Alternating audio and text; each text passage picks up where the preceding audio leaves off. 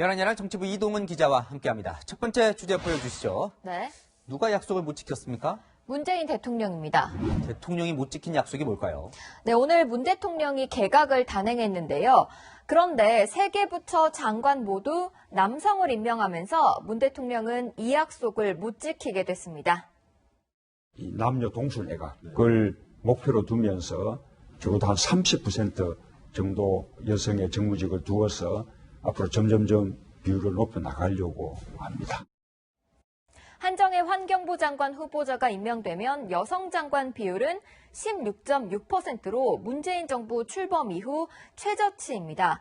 여성 장관을 임명하려고 했는데 청문회 때문에 고사하는 사람이 많았던 것으로 전해집니다. 또 하나의 특징이 있어요. 지난 기각 때 이제 박범계, 전해철 의원 포함해서 점점 이 의원 출신들을 장관에 많이 등용을 하고 있는데 네. 청문회 통과가 상대적으로 쉬워서일까요? 네, 후보자까지 포함하면 문재인 정부 장관 47명 가운데 17명이 현역 의원일 때 지명됐습니다. 노무현, 이명박, 박근혜 정부와 비교해도 의원 겸직 장관 비중이 가장 높습니다. 우리가 의원 내각제도 아닌데 너무 많아지면 이 민주주의에 좋은 건 아니에요. 네, 입법부 본연의 기능은 행정부 감시인데 이렇게 되면 같은 당 출신 장관에 대한 여당 의원들의 감시가 소홀해질 수밖에 없겠죠. 문 대통령은 야당 대표 시절 박근혜 정부의 인사를 비판하면서 이런 말을 한 적이 있습니다. 국회의원은 대통령과 정부를 견제하고 감시하는 역할을 하는 헌법기관입니다. 6년 전 발언이군요. 네. 게다가 오늘 임명된 이 황희, 권칠승 의원은 이 친문 중에서도 친문이라 또 논란이죠. 네, 둘 다 친문 모임인 부엉이 출신입니다. 밤에 문 대통령을 의미하는 달, 문을 지킨다는 의미에서 모임 이름을 부엉이로 불렀는데요. 전해철 행정안전부 장관도 부엉이의 핵심 멤버였습니다.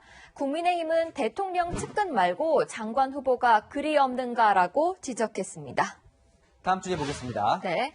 다시 등장한 미싱, 네. 뭔가 어감이 좋아 보이지는 않습니다. 네, 공업용 미싱을 소환한 인물은 김경협 민주당 의원입니다. 문 대통령도 사면 대상이 될 수 있다고 한 주호영 국민의힘 원내대표를 비판했는데요. 국민의 귀를 오염시키지 못하도록 선물을 보내겠다면서 이렇게 미싱 사진까지 올렸습니다. 예전에도 이 미싱 관련한 막말이 있었던 것 같거든요. 네, 지난 1998년 김홍신 당시 한나라당 의원이 이렇게 말을 하면서 김대중 대통령을 공격했다가 모욕죄로 벌금 100만 원을 선고받았습니다. 23년 전이나 지금이나 정치권이 막말을 주고받는 건 바뀐 게 없네요.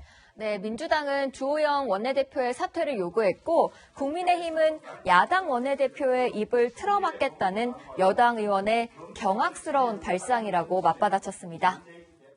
사면의 대상이 될지도 모르는 그런 상황이 있을 수 있습니다. 사과를 하시는 게 맞을 것 같습니다. 갚아주겠다는 보복선언입니다. 경악을 금할 수가 없습니다. 심한 모멸감을 느낍니다. 순수한 이야기였습니다. 제가 사과할 일은 없는 것 같아요. 뭐가 잘못된 겁니까? 네? 뭐가 잘못됐어요? 저렇게 말하지만 이 주 원내대표도 본인 발언 후 논란이 될 거라 예상은 했을 것 같아요. 네, 주 원내대표의 발언도 좀 심하긴 마찬가지인 것 같은데요. 오늘의 열왕야랑은 둘 다 경고로 정해봤습니다. 네, 정치의 막말이 사라지는 날까지 계속 감시하겠습니다. 지금까지 열왕야랑이었습니다.